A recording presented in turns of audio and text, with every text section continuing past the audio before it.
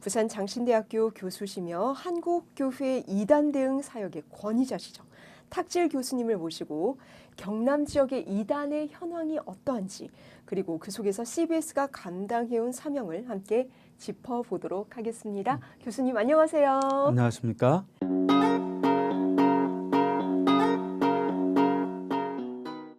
네, 감사합니다. 우리 교수님께서는 이단 연구, 그리고 상담, 그리고 교회 교육 사역까지 굉장히 오랜 시간 감당해 오신 걸로 알고 있는데요. 오늘은 우리 이 경남 지역의 이단의 상황, 그리고 교회와 성도를 지키기 위해서 우리 CBS가 앞으로 어떤 역할을 좀 해야 할지 그런 부분에 대해서 함께 나눠보도록 할게요. 먼저 요즘 경남 지역에서도 이단, 특히 신천지 활동이 계속되고 있다는 얘기 많이 듣고 있는데요. 이 교수님께서 보시는 최근 경남 지역의 이단의 현황 어떤지 좀 설명을 부탁드리겠습니다. 그저 뭐 경남 지역으로 한정하기보다는 물론 코로나 이후에 더 심해졌지만은 어떤 이단 활동의 경계는 없는 것 같아요. 해외, 국내 그리고 경남 지역까지 많은 이단들이 동시에 활동을 하고 있는 것으로 보여지는데 그 중에서도 우리 경남 지역에 갖고 있는 취약성은 기독교 선교 초기부터 기독교의 중심으로부터 가장 멀리 떨어졌던 지역이지요. 초기 중심이 평양이었고 이후에는 해방이온 서울이었는데 우리 부산 경남 지역은 어떻게 보면 기독교의 중심으로부터 가장 멀리 떨어진 지역. 그러다 보니까 아무래도 이단 활동이 가장 활성화될 수 있는 그런 조건을 갖추고 있었고 게다가 경남 지역은 불교가 강성한 지역이다 보니까 불교 이외에 다른 종교들은 어떻게 보면 대동소이했고 그 중에서도 이제 정통이든지 이단이든지 우리에게는 중요하지만 주변 사회에서 봤을 때에는 혹시 그 내부에서 무슨 밥그릇 싸움 하나? 라고 볼 정도로 다른 지역에서 느끼고 체감하는 것만큼의 심각하게 느끼지 못했던 측면이 있는 것 같아요. 그래서 전통적으로 우리 부산 경남 지역에서 많은 이단들이 생겨나기도 했고 또 활발한 활동들을 해왔죠. 그리고 요즘 보면은 역시 우리나라에서 활동이 가장 활발한 신천지라든지 하나님의 교회라든지 구원파 활동도 역시 이 경남 지역에서 활동이 활발하거든요. 그런데 눈여겨볼 것은 우리가 신천지가 신천지라는 이름으로 활동하기보다는 최근에는 We Are One 이라고 하는 자원봉사단체 이름으로 활동을 한다는 사실, 하나님의 교회는 하나님의 교회라는 이름보다도 또 아세즈라고 하는 자원봉사단체로 활동한다는 사실, 그리고 구원파는 특별히 구원파가 세 파이긴 하지만 그 중에서 박옥수 구원파라고 불려지는 기쁜 소식 선교회가 IYF라는 이름으로 경남 지역 캠퍼스들을 중심으로 활동이 활발하죠. 그래서 우리가 하나님의 교회, 신천지, 구원파 이런 주요 이단들이 활동하지만 그들이 노출되는 모습은 우리에게 익숙하지 않은 위아원, 아세지와 같은 사회봉사 조직이라든지 아니면 캠퍼스 내에서 문화, 어떤 활동을 중심으로 하는 IYF 같은 조직들이 경남 지역 곳곳에서 활동하고 있는 것을 볼 수가 있지요. 현장에서 좀 감지되는 변화가 있다면 어떤 게 있을까요? 요즘 아마 다들 느끼실 거예요. 여호와의 증인의 모습이 많이 노출된다는 것, 신천지 포교자들이 곳곳에 있다는 것, 그리고 하나님의 신도들이 버스 정류장이나 전철역 주변이나 곳곳에서 활동하고 있다는 것. 우리 CBS가 있는 옆에도 이 창원 지역 신천지 본부가 있지만 이 활동이 최근 한 1, 2년 전부터 굉장히 활발해졌거든요. 그래서 저는 보면은 이 이단 문제에 있어서 한국의 큰 변곡점이 몇 차례 있었지만 그 중에서도 주목되어 보이는 게 6.25 전쟁. 그때 많은 이단들이 생겨나거든요. 그것도 부산으로 피난 왔던 그 피난 현장 속에서. 근데 최근에 또 하나를 지적하자면은 코로나19가 이 코로나 팬데믹이 이 이단 문제에 있어서 거대한 전환점이 되지 않았는가. 그 이전에는 특정한 조직을 갖추고 그리고 어떤 구심점이 되는 간부들, 교주들이 있고 또 길이나 곳곳에서 대면으로 포교했던 현상이 일반적이었다고 한다면은 코로나와 함께 첫 번째로 온라인을 기반으로 한 이단 활동이 활발해졌다. 이제는 내 옆에 사랑하는 사람이 있어도 그 손에 들린 스마트폰으로 어떤 이단들이든지 만날 수 있는 세상이 열렸다는 거죠. 저는 그런 이단들을 온라인 이단이라고 부르게 되거든요. 그러니까 이제는 안전지대가 그만큼 줄었고, 두 번째로는 이단들이 우리가 볼 때에는 뭔가 사회적인 역기능을 하면서 무서운 모습으로 다가올 것 같지만, 최근에 이단들을 보면 굉장히 양의 옷을 입고 선한 사마리아인의 어떤 코스프레를 하면서 다가오고 봉사활동으로 접근을 하고 있거든요. 코로나 방역 시기에도 그렇게 접근을 했고, 신천지든 하나님의 교회든. 그러니까 우리 경남 지역은 특별히 타 지역에 비해서 기독교인 비율이 상당히 낮은 지역이에요. 제주도와 함께 거의 10%에도 못 미치니까, 그런 것을 고려했을 때 제가 만약에 창원에서 활동하는 이단이다. 그럼 10명 중에 1명밖에 안 되는 기독교인보다는 10명 중에 9명인 비기독교인에게 공신력을 얻는 게 더 유리하다고 생각하겠죠. 그 최근 이단들은 교회 눈치를 보지 않습니다. 오히려 사회적인 순기능을 통해서 사회적인 영향력을 확장을 해 나아가죠. 경남 지역이 그런 면에서는 최적의 활동지라고 할 수가 있죠. 이렇게 한편으로는 온라인을 기반으로 활동을 하고, 또 한편으로는 어떤 그 사마리아인 코스프레를 통해 가지고 이렇게 접근성을 높이고 있다고 한다면, 또 하나의 사실은 이제는 우리가 경남 지역만 이단 대처를 한다는 게 불가능할 정도로 이 이단들이 어떻게 보면 굉장히 트렌디해요. 교회가 좀 보수적이다라고 한다면 이단들은 최신 트렌드를 포교 전략에 장착을 하고 접근하는데, 그 중에 하나가 한류죠. K-푸드, K-뷰티, K-팝, K-댄스, 한국어, 이런 걸 가지고 해외로 진출하고 국내에 와 있는 이주 노동자나 결혼 이민자들에게 접근을 해서 그것을 매개로 해서 접근을 하고 필요한 걸 제공을 하다 보니까 이 이단들의 영향력이 확장이 되어지고 있고, 이러한 코로나 이후에는 이런 포교 트렌드가 굉장히 업그레이드 되었다고 볼 수가 있습니다. 교수님께서 보시기에 지금 우리 성도들을 지키기 위해서 교회가 가장 경계해야 될 지점 뭘까요? 예전에는 이제 이단들의 미혹을 통해서 물리적으로 교인들이 교회를 떠나는 일들이 발생을 했고, 특별히 신천지의 그러한 포교 전략 때문에 교회가 어려움을 겪은 것도 사실이지요. 근데 이제는 코로나와 함께 몸이 떠나는 것도 문제이지만 더 큰 문제는 몸은 교회에 있는데 마음이 떠난 분들이 많거든요. 네. 그러니까 물리적으로는 교회에 앉아서 신앙생활을 하고 있지만은 실질적으로 영향은 유튜브를 통해서 어떻게 보면은 적절치 않거나 비성경적인 말씀에 노출이 되어져 있다든지, 오히려 그게 더 큰 문제라는 생각이 들어요.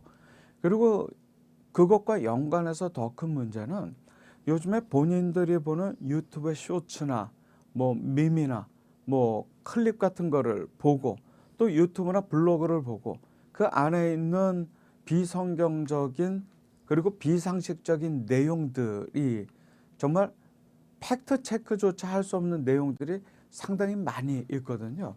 근데 그 내용을 본인이 받아들이고 교회를 떠나거나 혹은 그곳에 계좌 입금을 하는 헌금이라는 이 명목으로 하는 일들이 벌어지고 있죠. 더 큰 문제는 혼자만 그러는 게 아니라 그것을 링크를 주변에 보냅니다. 그러니까 기성세대와 다음 세대의 생각하는 차이가 좀 있는 것 같아요. 우리는 신앙을 중심으로 그 컨텐츠가 중요하거든요.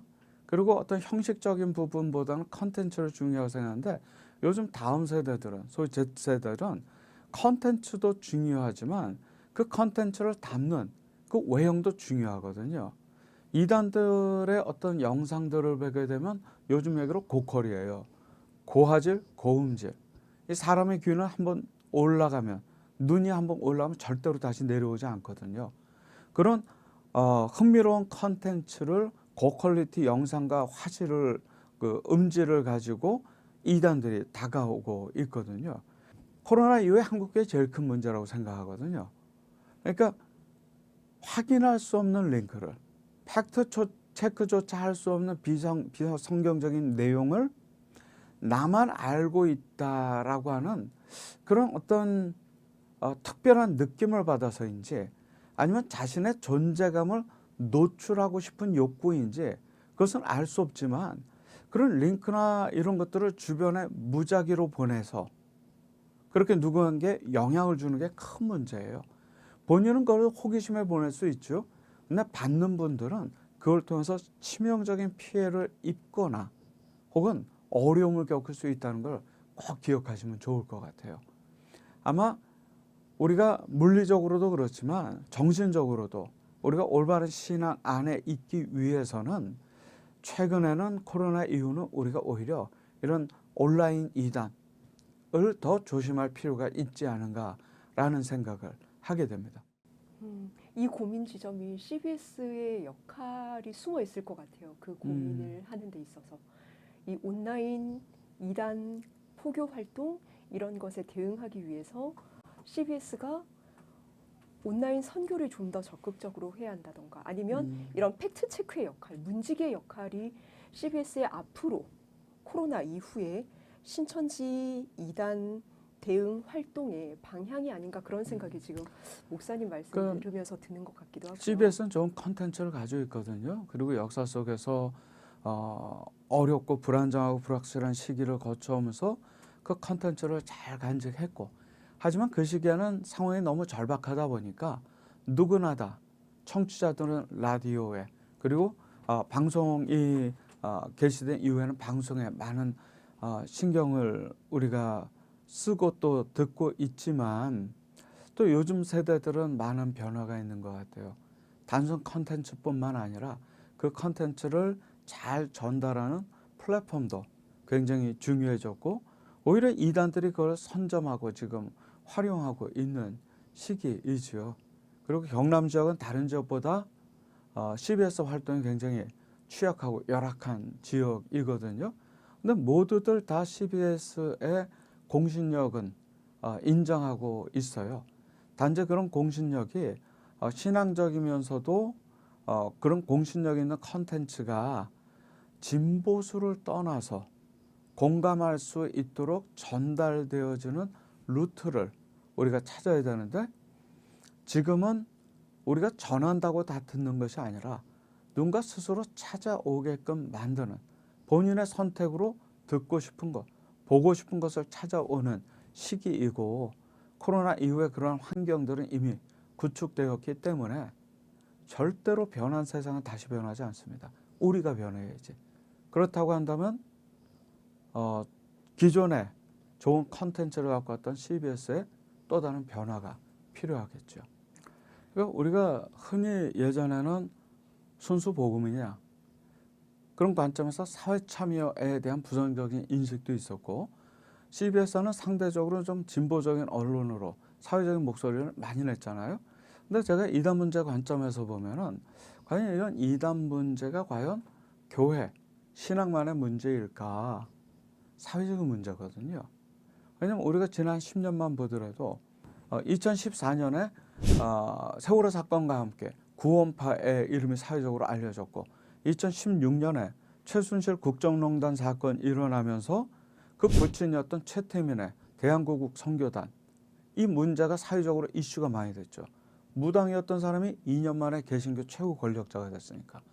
2018년에 만민주와 함께 이재록의 성범죄, 또 은혜록의 신옥주의 신도들 폭행, 또 남태평양 피지로의 이주, 2020년에 우리가 아는 것처럼 코로나19 지역감염 확산과 신천지 문제, 22년에는 한국 이단의 뿌리인 통일교회 빠진 어머니가 한 10억 원 이상의 돈을 가져다 줬고, 그로 인해서 고통받던 일본 청년이 유력 정치인인 아베 신조를 피격해 살해를 하지요.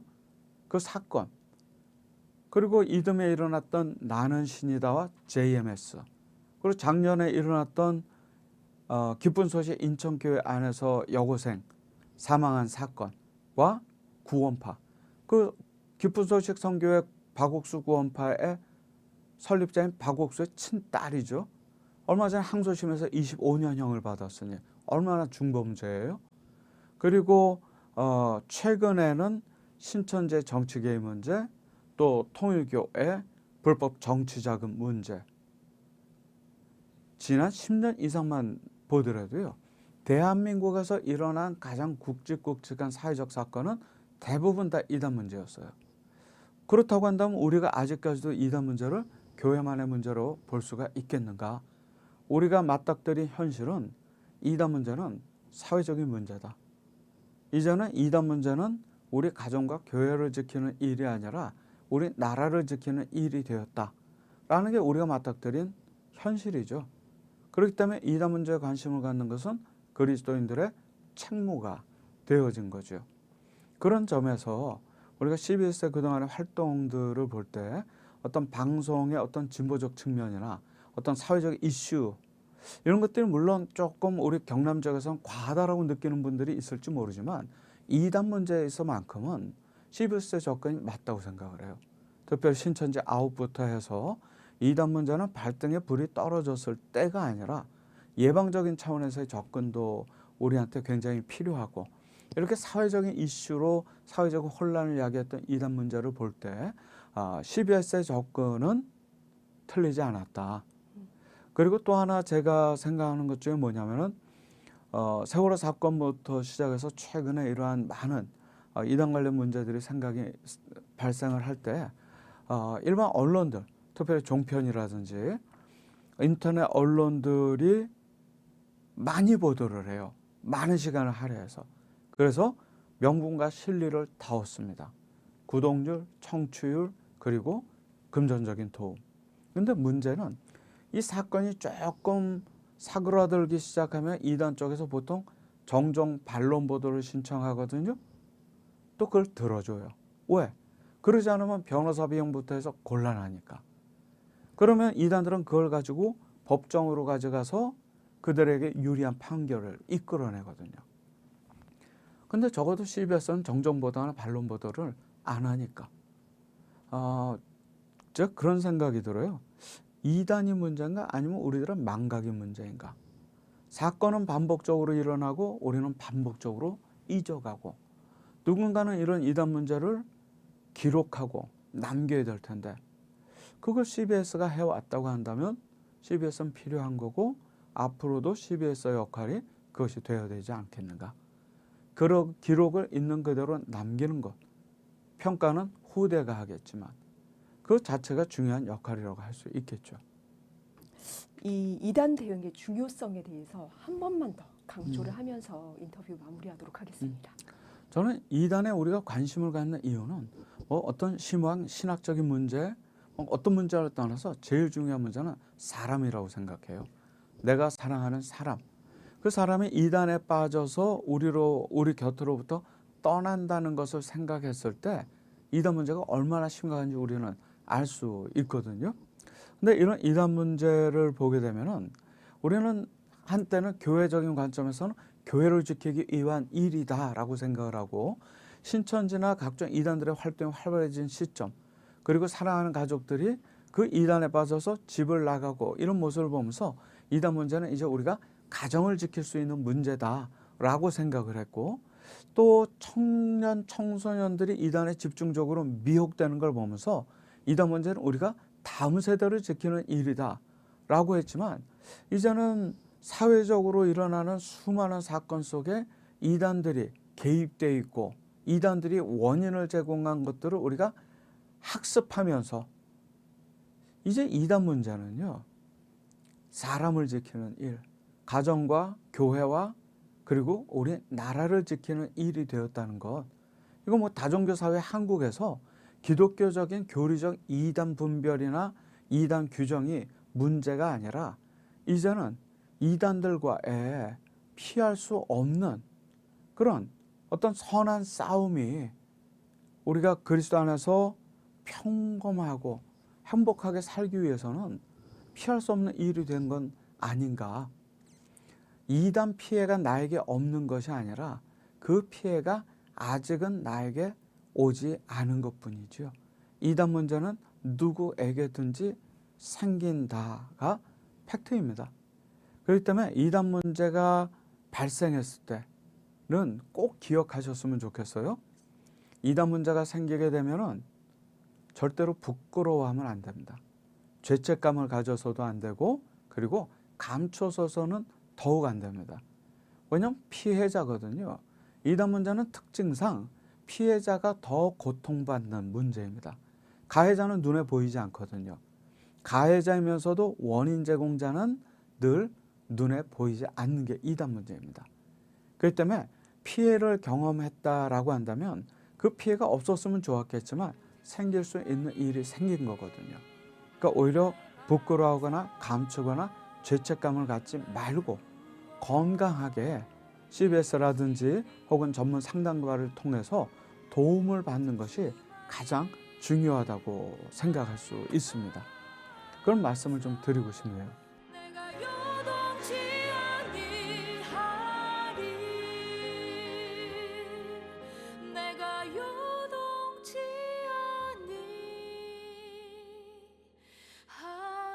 아니하리